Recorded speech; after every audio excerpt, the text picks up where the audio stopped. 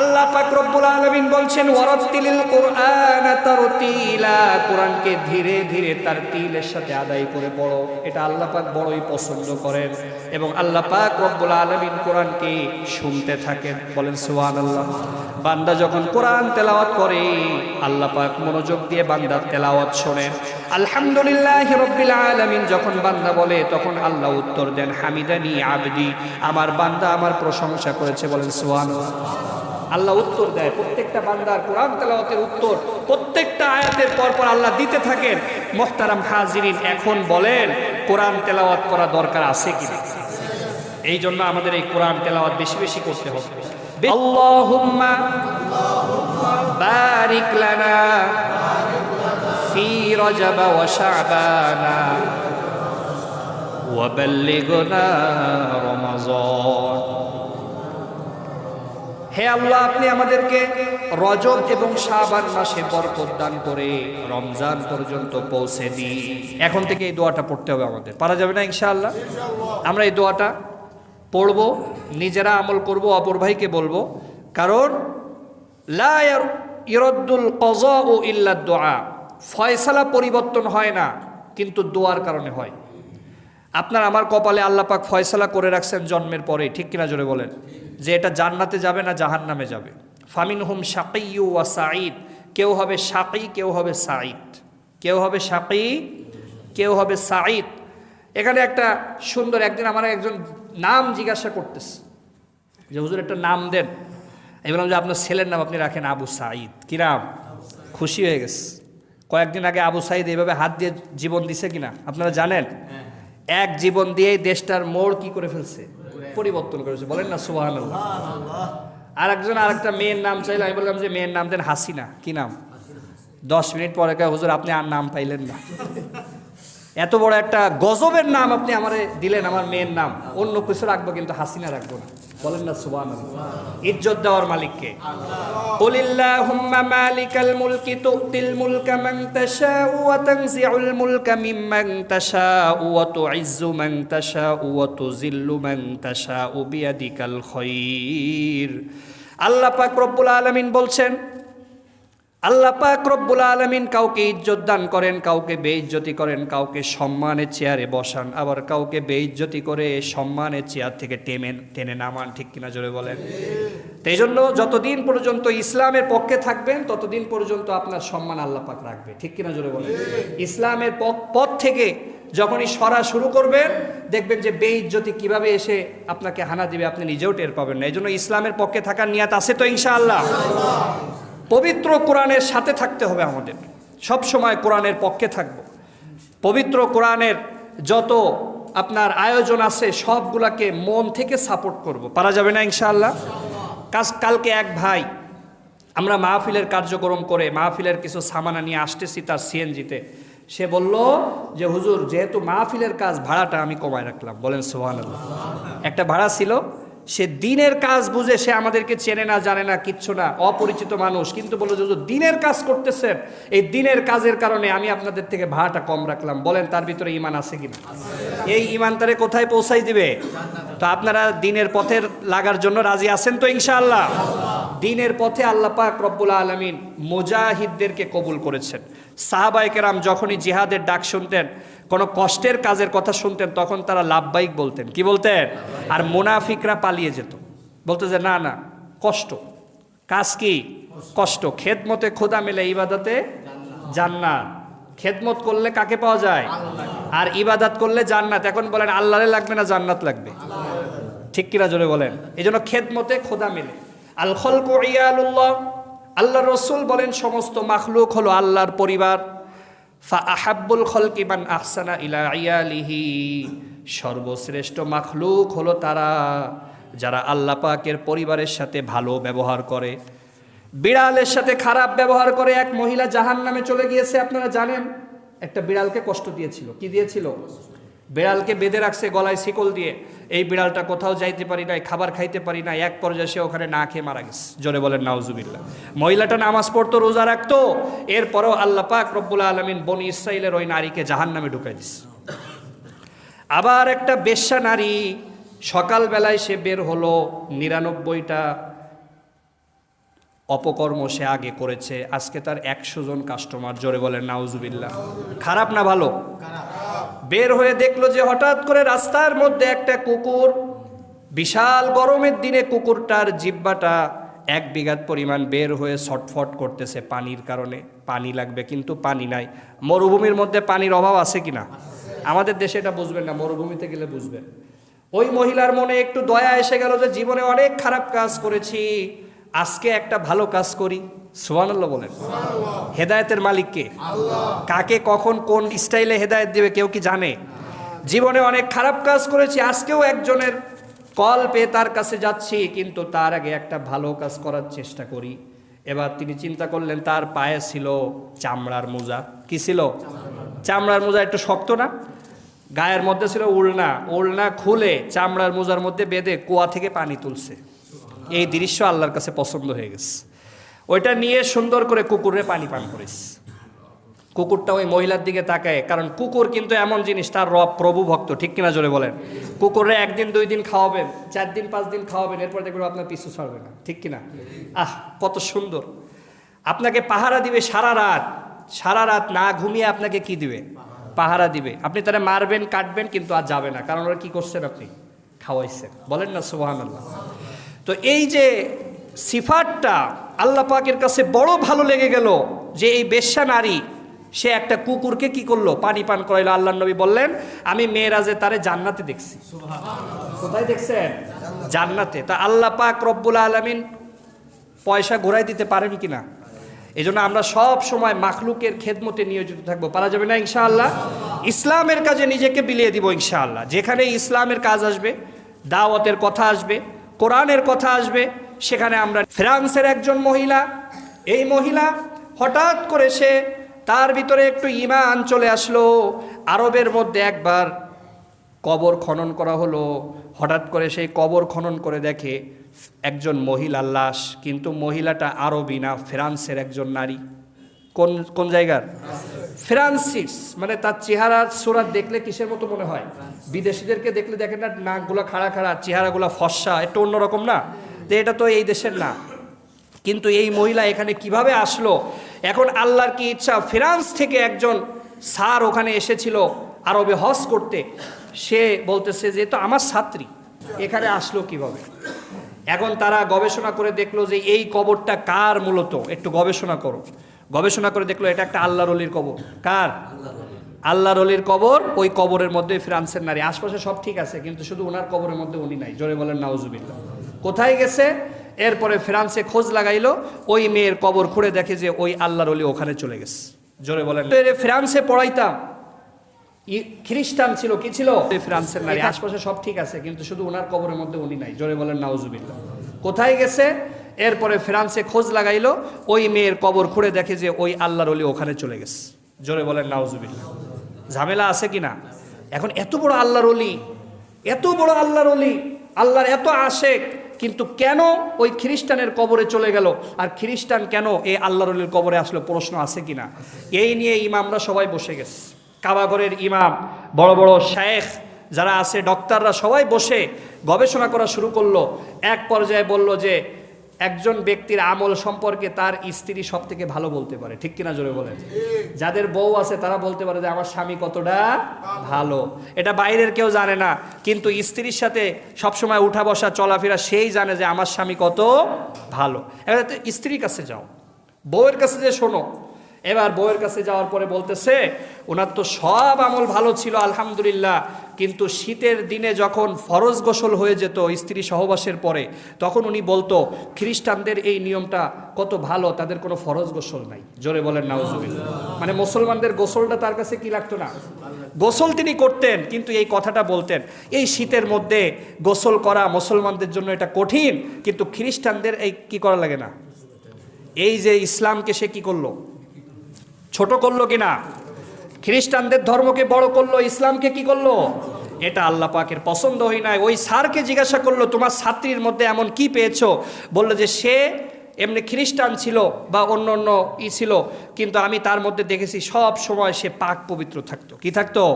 শরীরটাকে পাক পবিত্র করার জন্য বারবার গোসল করত, অজু করত, এই কাজগুলা দেখেছি। এবং শেষ পর্যায়ে খবর নিয়ে দেখা গেল সেই মহিলা ঈমানও এনেছিলেন। তো আল্লাহ পাক রব্বুল আলামিন তার এই আমলের কারণে এটা তাকে কবুল করলেন মক্কা মদিনায়। আর ওই ব্যক্তির এই বদ আমলের কারণে, তার বদ খাসলতের কারণে তাকে নিয়ে গেলেন কোথায়? আমল যতই হোক না কেন ইসলামকে ছোট মনে করা। এজন্য ইসলামের প্রত্যেকটা হুকুম সম্পর্কে পূর্ণ আকীদা আছে তো আপনাদের? অনেকে বহু বিবাহকে অপছন্দ করে, আছে কি না? যে ইসলাম 2টা 3টা বিবাহ করার অনুমতি দিছে, এটা কেমন ধর্ম? নাউজুবিল্লাহ বলেন। ইসলাম অনুমতি দিছে, আপনার বোঝার দরকার নেই, আপনি করলে করেন, না করলে না করেন, সেটা আসা যায় না। কিন্তু আপনি যদি কটাক্ষ করেন তাহলে কিন্তু ঈমান থাকবে না। কোরআনের আয়াত যে ফানকিহু মা তাবা লাকুম মিনান নিসা, নারীদেরকে তোমরা বিয়ে করো মাসনা 2 করে, ওয়াসুলাসা 3 করে, ওয়ারুবা 4 করে, অর্থাৎ এক একজন 2টা 3টা 4টা পর্যন্ত স্ত্রী রাখতে পারবে। এরপরে আল্লাহ পাক বলে দিলেন যদি তোমরা ঠিক মতো তাদেরকে ইনসাফ করতে না পারো তাহলে একজনই যথেষ্ট। কয়জন? আল্লাহ বলেই দিচ্ছেন, আল্লাহ অপশন দিচ্ছেন। কারোর যদি ক্ষমতা থাকে, ওরকম টাকা পয়সা থাকে, শারীরিক শক্তি ক্ষমতা থাকে, সে 3টা 4টা বিয়ে করলে কি আপনার কোনো সমস্যা আছে? কেউ যদি বলে যে আরে লোকটার ক্যারেক্টার খারাপ, 3টা 4টা বিয়ে করলো, ওর ভিতরে আখলাক চরিত্রের ভিতরে সমস্যা, এরকম যদি মনোভাব আসে তাহলে ইসলামকে সে খাটো করলো। জোরে বলেন, কাকে খাটো করলো? তাহলে কিন্তু ওই কবর দেওয়ার পরে আল্লাহ পাক রব্বুল আলামিন তো এটা কবরে দেখাইছেন, জীবদ্দশায় আল্লাহ দেখাই দিতে পারেন। যেন ইসলামের কোনো বিধানকে আমরা অপছন্দ, আপনার বুঝে আসুক আর না আসুক, ঠিক কিনা জোরে বলেন? অনেক কিছু বুঝে আসবে না। ইসলামের মধ্যে গোলামবান্দি জায়েজ করেছে। কি করেছে? জিহাদের পরে ওই দেশের ভিতরে যে সমস্ত লোকজন থাকবে তারা দাস দাসী হয়ে যায়। কি হয়ে যায়? দাস দাসীদের সাথে ইসলাম উত্তম আচরণ করতে বলেছে, ঠিক কিনা জোরে বলেন? আল্লাহর নবী মৃত্যুর আগে, ইন্তেকালের আগে তিনি বারবার বলেছেন খবরদার, আসসালাত আসসালাত ওমা মালাকাত আইমানুকুম, নামাজের ব্যাপারে তোমরা যত্নবান, আর একটা হলো দাস দাসীদের ব্যাপারে ভালো ব্যবহার করার ব্যাপারে যত্নবান। বলেন না সুবহানাল্লাহ? এটা আপনার আমার বুঝে নাও আসতে পারে যে দাস দাসীকে ইসলাম কেন বৈধ করলো। আপনার আমার বুঝে না আসা আপনার আমার নলেজের কমতি, কিন্তু ইসলামের কোনো কমতি নাই, ঠিক কিনা জোরে বলেন? ইসলামের প্রত্যেকটা বিধানকে মনে প্রাণে ভালোবাসবো তো ইনশাআল্লাহ। আল্লাহ তৌফিক দান করুন, সকলেই বলি আমিন। তাহলে আমরা বেশি বেশি নেক আমল করব। আমরা ইশরাকের নামাজ পড়ব। চাশতের নামাজ পড়ে কখন? যখন মোটামুটি 9টা 9:30 বেজে যায়, তখন একটা নামাজ আছে, নাম হলো চাশতের নামাজ। যে ব্যক্তি 2 রাকাত নামাজ, আল্লাহ রসুল বলেছেন তার সারা দিনের হাজতকে আল্লাহ পূরণ করে দেবেন। এরপরে আরেকটা নামাজ আছে আওয়াবিন। কি নামাজ? মাগরিবের নামাজের পরে 6 রাকাত, 2 রাকাত, 4 রাকাত আওয়াবিন, ঠিক কিনা জোরে বলেন? এটা আমাদের অনেক মুসলমান পড়ে না। মাগরিবের নামাজের পরে মসজিদ খালি হয়ে যায়, এই আমলটাও এখন থেকে ধরা দরকার, ঠিক কিনা জোরে বলেন? সামনে যেহেতু রমজান, মাগরিবের পরে নামাজ আছে, এশার পরে তারাবি আছে, কয় রাকাত? 20 রাকাত তারাবির নামাজ। তো এটা পড়ার জন্য আগে থেকে ট্রেনিং দরকার আছে কিনা? তো আমরা 20 রাকাত 40 রাকাত পড়লেও আমাদের পা ব্যথা হয় না, কারণ আমাদের তো অভ্যস্ত। কিন্তু পাবলিকরা একটু নামাজ পড়েই তাদের ঘাড় কি হয়ে যায়? কারণ কি? অভ্যাস না। এগুলো যে হুজুর কিরাতটা একটু চালিয়ে পড়েন, কি করে পড়েন? একটু দ্রুত পড়েন, কিন্তু কোরআন কি বেশি বেশি তেলাওয়াতে কোরআন, কোরআনের একটা অক্ষর যদি কেউ না বুঝেও পড়ে তাহলে সে 10টি নেকি পেয়ে যাবে। কয়টি নেকি? না বুঝে পড়লেও শুধু যদি বলেন আলিফ লাম মিম, তাহলে আপনি 30টা নেকি পেয়ে যাবেন। কয়টা নেকি? আপনি আলিফের অর্থও জানেন না, লামের অর্থও জানেন না, মিমের অর্থও জানেন না, কিন্তু ইয়াকিনের সাথে ঈমানের সাথে যদি 3টা অক্ষর পড়তে থাকেন, রাস্তার মধ্যে যাবেন আলিফ লাম মিম তাসিন হামিম ইয়াসিন তাহা, এইভাবে যদি হরফগুলা পড়তে থাকেন, প্রত্যেকটা হরফে 10টা করে নেকি আল্লাহ দান করবেন। তেলাওয়াত করে না আমাদের ভাইরা, আমাদের মুসলমানরা আজকে তেলাওয়াত ছেড়ে দিয়েছে। কেমন ছাড়ছে? আগে যা শিখছিল তাও ভুলে গেছে। এরকম মুসলমান আছে কিনা? 10টা ছিল মুখস্থ, এখন জিজ্ঞাসা করলে ওই 10টাও পারে না। মোহতারাম হাজরিন, এই জন্য আমাদের এখানে বয়স্ক কোরআন শিক্ষার একটা ব্যবস্থা আছে। বলেন আলহামদুলিল্লাহ। আপনারা যারা কোরআন পারেন না, এখানে এসে সময় দিবেন, বাদ ফজর আসবেন, ফজরের পরে ব্রেন ফ্রেশ থাকে। কি থাকে? আপনারা বলতে পারেন যে হুজুর অন্য টাইম না, ফজরের পরে আপনি যেটা আত্মস্থ করতে পারবেন সারা দিনে অন্য সময়টা আত্মস্থ, কিন্তু ফজরের পরের মূল্যবান সময়টা আমাদের ভাই বোনেরা ঘুমিয়ে কাটিয়ে দিচ্ছে, ঠিক কিনা জোরে বলে? ঘুমের মধ্যে কাটাই দিচ্ছে। অথচ এটা ছিল একটা দামি সময়। আল্লাহ পাক রব্বুল আলামিন এই সময়ের কদর করার তৌফিক দান করুন, সকলেই বলি আমিন। আর একটা হলো গুনাহ না করা। এই রজব এবং শাবান মাসে গুনাহ ছেড়ে দেওয়া। আল্লাহ পাক বলছেন ফালা তাজলিমু ফীহিন্না আনফুসাকুম, তোমরা এই দিনগুলোতে তোমাদের নিজেদের উপরে জুলুম করো না। জুলুম মানে গুনাহ করা। কি করা? গুনার মাত্রা কমিয়ে দেওয়া, গুনাহকে ছেড়ে দেওয়া, গুনাহ জীবনে থাকলে তওবা করতে থাকা। আল্লাহ পাক রব্বুল আলামিন ওই বান্দাকে বেশি পছন্দ করেন যে তওবা করে আল্লাহর কাছে ফিরে আসে। ঠিক কিনা জোরে বলেন? গুনাহ হতেই পারে, আমরা আল্লাহর বান্দা, ভুল করতেই পারি, কিন্তু বারবার আল্লাহর কাছে তওবা করতে হবে। সব থেকে সুন্দর তওবা আল্লাহর নবী শিখিয়েছেন আস্তাগফিরুল্লাহ। সবাই বলেন আস্তাগফিরুল্লাহ, হে আল্লাহ আস্তাগফিরুল্লাহ ওয়া আতুবু ইলাইহি, হে আল্লাহ আমি তোমার কাছে ক্ষমা চাই, তোমার দিকে আমি ফিরে আসলাম। বলেন সুবহানাল্লাহ। ইয়াকিনের সাথে যদি ইস্তিগফার একবার করতে পারেন, আল্লাহর রাসূল বলেন যদি তোমার গুনাহ সমুদ্রের ফেনা পরিমাণ হয়, তারপরেও আল্লাহ ওটাকে মাফ করে দিবে। সমুদ্রের ফেনা পরিমাণ কি কারো গুনাহ আছে? কি পরিমাণ সমুদ্রের ফেনা আপনারা দেখছেন না? কত বড় সমুদ্র, এর ফেনা, এর কোনো মাপ নাই, এর কোনো পরিমাণ নাই। ওই পরিমাণও যদি কারোর গুনাহ থাকে, আস্তাগফিরুল্লাহ ইয়াকিনের সাথে বললে আল্লাহ ক্ষমা করে দেবে। তাহলে আমরা কেন ক্ষমা চাবো না? চাইবো না ইনশাআল্লাহ। আমরা সবাই ইয়াকিনের সাথে আল্লাহর কাছে ক্ষমা চাই। আল্লাহ পাক আমাদেরকে, যাতে করে পরবর্তীতে আপনার রোজার মাসে রোজা রাখতে কোনো কি না হয়, কষ্ট না হয়। হ্যাঁ, অনেকে বলে যে সারাদিন না খেয়ে থাকবো কিভাবে? আরে ভাই, সারাদিন এইটুক সময়, সারাদিন কি না খেয়ে থাকা? কতটুক সময়? মাত্র এই যে সকাল থেকে নিয়ে সন্ধ্যা পর্যন্ত এইটুক সময় না খেয়ে থাকতে পারে না। মোহতারাম হাজির, আল্লাহর জন্য এর থেকে বেশি কষ্ট করতে আমরা রাজি আছি। ঠিক কিনা জোরে বলেন? আল্লাহ আমাদেরকে কবুল করুন, সকলেই বলি আমিন। আর কয়েকটা কাজ এই রজব মাসে করা যাবে না। একটা হলো সালাতুর রাগাইব, একটা নামাজ আছে। ওই যে আমাদের বাড়িতে বাড়িতে মকসিদুল মুমিনিন আছে। কি আছে? মকসিদুল মুমিনিন, 12 চন্দ্রের ফজিলাত, এই সমস্ত আমলের কিছু বই আছে কিনা? ওখানে এমন উদ্ভট কিছু আমল আছে যেগুলো কোরআন হাদিসে কোথাও নেই। সালাতুর রাগাইব মানে আশার নামাজ। কিসের নামাজ? আশা। যে এই রাতগুলোতে বিভিন্ন রকম আশা আকাঙ্ক্ষা করে যদি আল্লাহর কাছে কেউ নামাজ পড়ে, বিভিন্ন স্টাইল আছে, সূরা ফাতিহা এতবার, সূরা ইখলাস এতবার, আয়াতুল কুরসি এতবার, এরকম আছে কিনা আপনারা দেখছেন কেউ? এইগুলা হলো কোরআন হাদিসে কোথাও নাই। এজন্য আমরা এই সমস্ত বেদাত থেকে পরহেজ থাকার চেষ্টা করবো। আল্লাহ তৌফিক দান করুন, সকলে বলি আমিন। আর একটা আছে আতিরা। আতিরা এটা আরব যুগে ছিল। তারা এই মাসে পশু জবাই করত বরকতের জন্য। কিসের জন্য? এই জন্য অনেক মানুষ এই মাসে পশু জবাই করে, ভালো মন্দ খাওয়া দাওয়া করে। এরকম কোনো কথা হাদিস কোরআনে কোথাও নাই। এটাকে আমাদের বর্জন করতে হবে। আরেকটা হলো রজব মাসের জন্য বিশেষ কিছু রোজা আছে। কি আছে? এই রোজা রাখলে আল্লাহ পাক রব্বুল আলামিন প্রতি রোজার কারণে 1 বছরের গুনাহ মাফ করে দিবেন। এই কথা বলা হয়, এই কথা বলা হয়, কিন্তু এরকম কোনো কথা হাদিস কোরআনে নাই। এই জন্য বিশেষ করে রোজা নাই, এমনি নফল রোজা। এমনি কি রোজা? নফল রোজা রাখতে থাকতে হবে। এভাবে আল্লাহ পাক রব্বুল আলামিন আমাদেরকে তৌফিক দান করুন, সকলে বলে। লাস্টে একটা কথা বলবো, অনেক মাজার পূজারী ভণ্ডরা আছে যারা কবর নিয়ে বসে থাকে। দেখছেন আপনারা? কবর কেন্দ্রিক তারা ইবাদত করতে থাকে। আল্লাহর নবী এই ব্যাপারে বলেন, ওয়া ইন্না মান কানা ক্বাবলাকুম কানু ইয়াত্তাখিযুনা কুবুর আমবিয়াইহিম ওয়া সুলাহাইহিম মাসাজিদা।